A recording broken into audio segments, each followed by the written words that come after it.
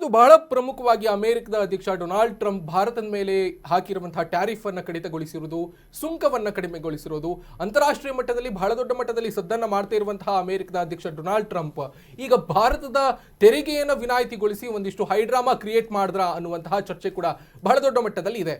ನರೇಂದ್ರ ಮೋದಿ ಅವರು ನಮ್ಮ ದೇಶದ ಪ್ರಧಾನಿಗಳು ಮತ್ತೆ ಅಮೆರಿಕದ ಅಧ್ಯಕ್ಷರಾಗಿರುವಂತಹ ಡೊನಾಲ್ಡ್ ಟ್ರಂಪ್ ಫೋನ್ ಸಂಪರ್ಕದಲ್ಲೇ ಈ ತೆರಿಗೆ ವಿನಾಯಿತಿಯನ್ನು ಮಾಡಿಬಿಟ್ರ ಅನ್ನುವಂಥ ಚರ್ಚೆ ಇದೆಯಲ್ಲ, ಇದು ರಾಜ್ಯ, ರಾಷ್ಟ್ರ ಮತ್ತು ಅಂತಾರಾಷ್ಟ್ರೀಯ ರಾಜಕೀಯ ವಲಯದಲ್ಲಿ ಒಂದು ಬಹಳ ದೊಡ್ಡ ಮಟ್ಟದಲ್ಲಿ ಸದ್ದಾಗ್ತಾ ಇದೆ. ಸೊ ಇದರ ಹಿನ್ನೆಲೆ ಏನು, ಹಿಡನ್ ಅಜೆಂಡಾ ಏನು?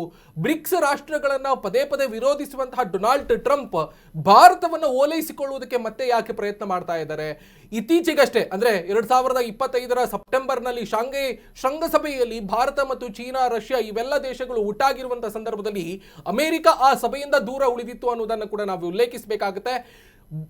ಬದ್ಧ ವೈರಿಗಳಾಗಿರುವಂತಹ ಚೀನಾ ಮತ್ತು ಅಮೆರಿಕ ಭಾರತ ಚೀನಾದ ಜೊತೆಗೆ ಹೊಂದಿಕೊಂಡಿರುವುದನ್ನು ನೋಡಿ ಅಮೆರಿಕ ದಂಗಾಗಿತ್ತು ಅನ್ನುವುದನ್ನು ಕೂಡ ನಾವಿಲ್ಲಿ ಗಮನಿಸಬೇಕಾಗುತ್ತೆ. ಹಾಗಾಗಿ ಅಮೆರಿಕ ಪದೇ ಪದೇ ಭಾರತದ ಮೇಲೆ ಟ್ಯಾಕ್ಸ್ ಹೇರುವಂತಹ ಕೆಲಸ ಆಗ್ತಿತ್ತು, ಟ್ಯಾರಿಫ್ ಅನ್ನು ಹೇರುವಂತಹ ಕೆಲಸ ಆಗಿತ್ತು. ಆದರೆ ಈಗ ಡೊನಾಲ್ಡ್ ಟ್ರಂಪ್ ಸಡನ್ ಆಗಿ ಭಾರತದ ಮೇಲೆ ಹಾಕಿರುವಂತಹ ತೆರಿಗೆ ವಿನಾಯಿತಿಯನ್ನು ಮಾಡಿರುವುದು ಯಾಕೆ, ಏನು, ಎತ್ತ ಅನ್ನೋದ್ರ ಬಗ್ಗೆ ಬಹಳ ದೊಡ್ಡ ಸಂಶಯ ಮೂಡ್ತಾ ಇದೆ. ಸರ್, ಇದು ಒಂದು ಅಮೆರಿಕದ ಅಧ್ಯಕ್ಷರ ಒಂದು ಗ್ಲೋಬಲ್ ಅಟೆನ್ಷನ್ ಅನ್ನ ಸೀಕ್ ಮಾಡುವಂತಹ ಒಂದು ತಂತ್ರವ, ಹೈಡ್ರಾಮವ ಅನ್ನುವಂಥ ಚರ್ಚೆ ಗ್ಲೋಬಲ್ ಪೊಲಿಟಿಕಲ್ ಲೆವೆಲ್ ಅಲ್ಲೇ ಆಗ್ತಾ ಇರುವುದು ಇಲ್ಲಿ ಮುಖ್ಯವಾಗಿ ಕಾಣಿಸ್ತಾ ಇದೆ ಅಂತ.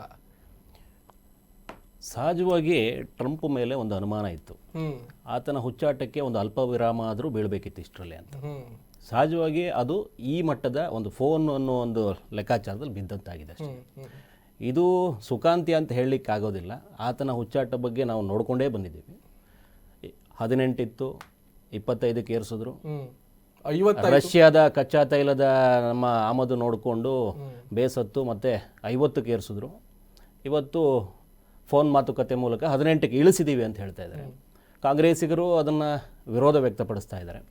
ಇದು ಒಪ್ಪಂದ ಹೇಗೆ ಅಂತ? ಒಪ್ಪಂದ ಬಂದು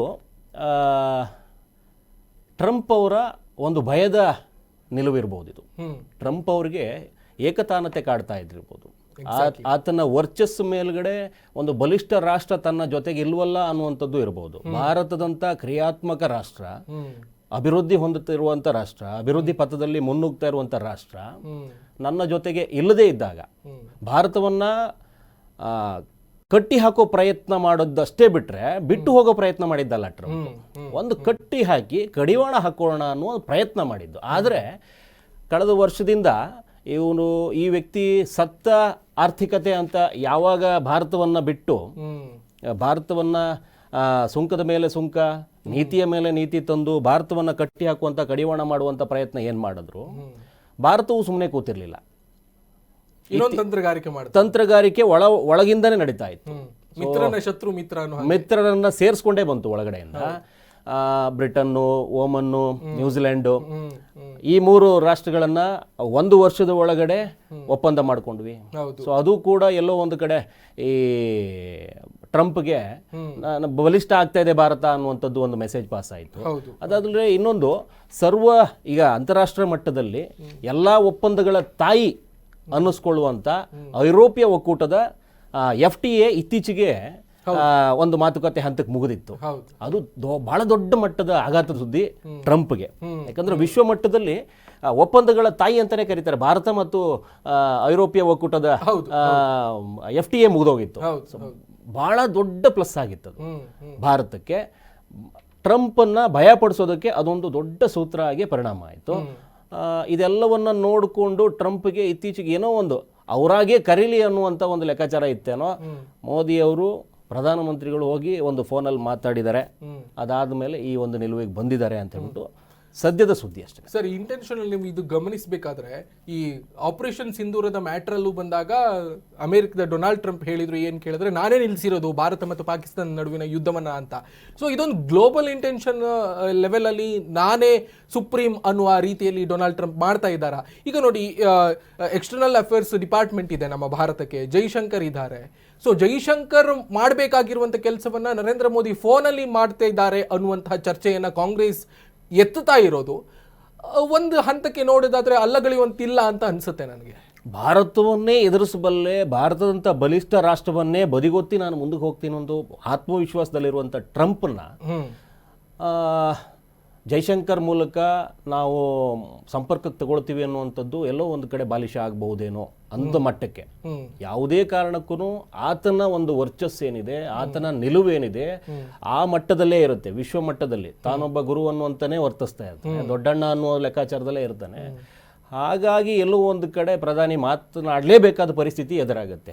ಯಾಕಂದ್ರೆ ಅಮೆರಿಕ ಎದುರಾದಾಗ ಖಾಲಿ ಕಾಂಗ್ರೆಸ್ ಹೇಳಿದ ತಕ್ಷಣಕ್ಕೆ ಇವರಿಂದನೇ ಆ ಒಪ್ಪಂದಕ್ಕೂ ಮಾತುಕತೆ ಮುಗಿಯುತ್ತೆ ಅನ್ನುವಂಥದ್ದು ಇಲ್ಲ. ಯಾಕಂತಂದ್ರೆ ಆತ ತುಂಬಾ ದೊಡ್ಡ ಮಟ್ಟದ ಆಘಾತಕಾರಿ ಸುದ್ದಿಗಳನ್ನ ಕೊಡ್ತಾನೆ ಬಂದಿದ್ದ. ವಲಸೆ ನೀತಿದು ದೊಡ್ಡ ಮಟ್ಟದ ಹೊಡೆತ ಬಿತ್ತು ನಮಗೆ. ಸೊ ಇನ್ನೊಂದೆಲ್ಲ ಫಸ್ಟ್ ಅನ್ನೋ ಲೆಕ್ಕದಲ್ಲಿ ಹೌದು, ಎಲ್ಲಾರು ಬಿಟ್ಟು ಹೋಗಿ ಅನ್ನೋ ಲೆಕ್ಕಕ್ಕೆ ಆ ಬ್ರಿಟಿಷ್ ಸ್ವರೂಪದಲ್ಲೇ ಇದ್ದಾಯಿತು. ಸರ್ವಾಡಳಿತಕ್ಕೆ ಆಮೇಲೆ ದುರಾಡಳಿತ ಅಂತ ಹೇಳ್ಬೋದು. ನಮ್ಮ ಬೇರೆ ದೇಶಗಳ ಮೇಲೆ ಹಿಡಿತ ಸಾಧಿಸುವ ಒಂದು ಪ್ರಯತ್ನದಲ್ಲಿ ಅದನ್ನ ದುರಾಡಳಿತನೇ ಹೆಚ್ಚಾಗಿತ್ತು.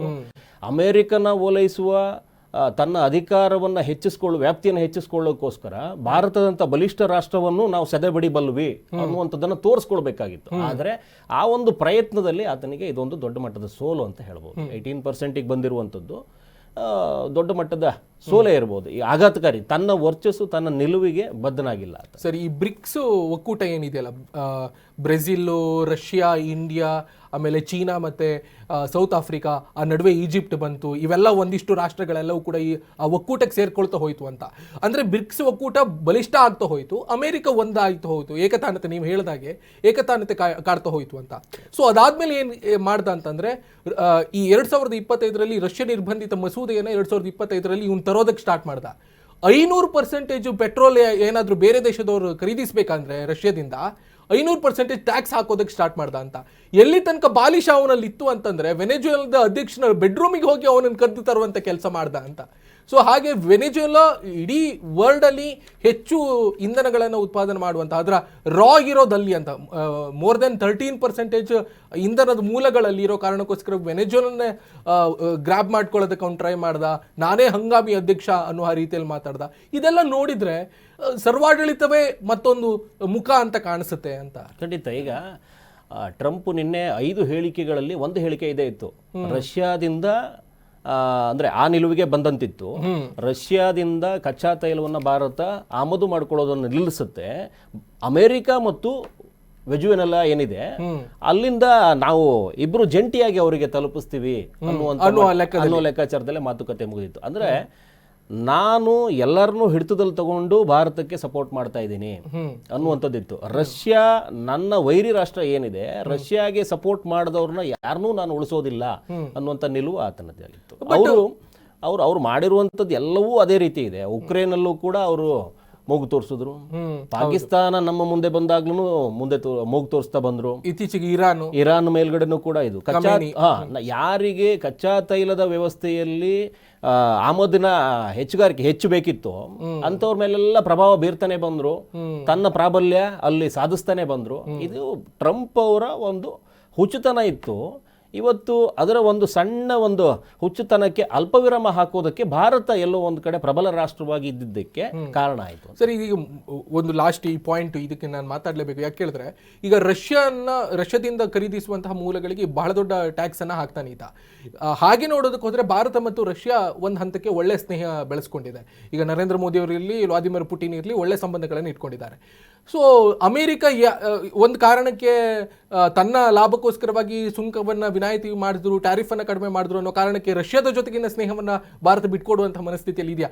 ಯಾಕಂದ್ರೆ ಬಹಳ ದೊಡ್ಡ ಮಟ್ಟದಲ್ಲಿ ವೈಮಾನಿಕ ಒಪ್ಪಂದಗಳು ರಷ್ಯಾದ ಜೊತೆಗೆ ಇದೆ ಅಂತ ಭಾರತದ್ದು. ಆ ಸಾಧ್ಯತೆ ಬಹಳ ಕಮ್ಮಿ ಮತ್ತು ಅಸಾಧ್ಯ. ಅದು ರಷ್ಯಾವನ್ನ ಬಿಟ್ಟು ಭಾರತ ಅಮೇರಿಕದ ಎಲ್ಲ ವ್ಯವಸ್ಥೆಗಳ ಅಡಿಯಲ್ಲಿ ಅಮೇರಿಕದ ಜೊತೆಗೆ ಹೋಗುತ್ತೆ ಅನ್ನುವಂಥದ್ದು ಸುಳ್ಳು. ಅಮೇರಿಕಾಗೆ ಭಾರತದ ಅವಶ್ಯಕತೆ ಎಷ್ಟಿದೆ ಅದನ್ನ ಇವತ್ತು ಪ್ರೂವ್ ಆಗಿರುವಂಥದ್ದು. ರಷ್ಯಾದ ಅಂದ್ರೆ ವೈಮಾನಿಕ ವಿಚಾರದಲ್ಲೂ ಕೂಡ ರಷ್ಯಾ ಇವತ್ತಿಗೂ ನಮಗೆ ಪ್ರಬಲ ರಾಷ್ಟ್ರ ಮತ್ತು ಬೇಕಾಗಿರುವ ರಾಷ್ಟ್ರ. ಮತ್ತೆ ಮೋದಿ ಮತ್ತು ಪುಟಿನ್ ಅವರ ಸಂಬಂಧ ಕೂಡ ಹಾಗೇ ಇರೋದ್ರಿಂದ ಯಾವುದೇ ಕಾರಣಕ್ಕೂ ಟ್ರಂಪ್ ಅವರ ವಿಶ್ವಾಸ ಗಿಟ್ಟಿಸ್ಲಿಕ್ಕೆ ಪುಟಿನ್ನ ಬಿಡ್ತಾರೆ ಅನ್ನೋದು ಸುಳ್ಳು.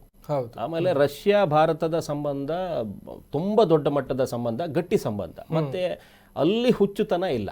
ಭಾರತದ ವಿಚಾರದಲ್ಲಿ ರಷ್ಯಾಗೆ ಒಂದು ಮಿತ್ರತ್ವದ ವಿಚಾರದಲ್ಲಿ ತುಂಬಾ ದೊಡ್ಡ ಮಟ್ಟದ ಸ್ವಾಭಾವಿಕ ಪ್ರೀತಿ ಇದೆ. ಅಮೆರಿಕ ನಡೆದುಕೊಂಡಂತೆ ರಷ್ಯಾ ಯಾವತ್ತಿಗೂ ನಡ್ಕೊಂಡಿಲ್ಲ ಭಾರತದ ಮೇಲೆ.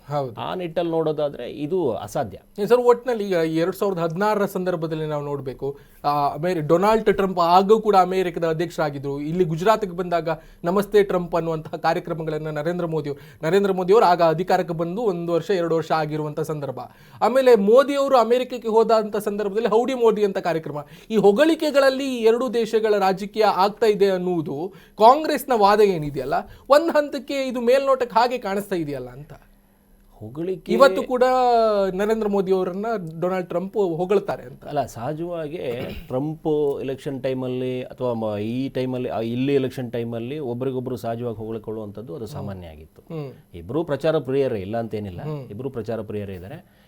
ಆದರೆ ಇವತ್ತಿನ ಏನು 18% ಇಳಿದಿರುವಂಥದ್ದೇನಿದೆ, ಇದು ನಿಜಕ್ಕೂ ಖುಷಿ ಕೊಡುವಂಥದ್ದು. ಮತ್ತೇನಾಗಿದೆ, ಹಳೆಯ ಒಂದು ವ್ಯಾಪಾರ ದೃಷ್ಟಿಯಲ್ಲಿ ನೋಡಿದ್ರೆ ಚರ್ಮೋದ್ಯಮ ಇರ್ಬೋದು ಅಥವಾ ಬೇರೆ ಇನ್ನಿತರೆ ಯಾವುದೇ ನಮ್ಮ ವಾಣಿಜ್ಯ ಇದಕ್ಕೆ, ಜವಳಿ ಇದಕ್ಕೆ, ಜನರಿಕ್ ಔಷಧಿಗಳಿಗೆ ಈ ಸಂಬಂಧಪಟ್ಟಂಗೆ ಈ 18% ಇಳಿದಿರೋದು ಎಲ್ಲೋ ಒಂದು ಕಡೆ ನಮ್ಮ ಮೇಕ್ ಇನ್ ಇಂಡಿಯಾಗೆ ಸಪೋರ್ಟ್ ಆಗುವಂಥ ಎಲ್ಲ ಲಕ್ಷಣ ಕಾಣಿಸುತ್ತೆ. ಇದು 18% ಇಳಿದಿರೋದು ಮತ್ತೆ ಹಳೆ ಭಾರತವನ್ನು ನೋಡಲಿಕ್ಕೆ ಅಮೆರಿಕದ ಸಪೋರ್ಟ್ನೊಂದಿಗೆ ಮತ್ತೆ ಹಳೆ ಭಾರತದ ವ್ಯಾಪಾರೀಕರಣವನ್ನು ನೋಡಲಿಕ್ಕೆ ಸಾಧ್ಯತೆ ಬರ್ಬೋದು. ಒಟ್ಟಿನಲ್ಲಿ ಟ್ರಂಪ್ನ ಇಳಿ ವಯಸ್ಸಿನಲ್ಲಿ ಹುಚ್ಚಾಟ ಅನ್ನೋದಂತೂ ಸತ್ಯ. ಹುಚ್ಚಾಟವೇ ಇದು. ಆ ಹುಚ್ಚಾಟಕ್ಕೆ ಒಂದು ಅಲ್ಪ ವಿರಾಮ ಬಿದ್ದಿದೆ ಅಷ್ಟೇ. ಹೌದು.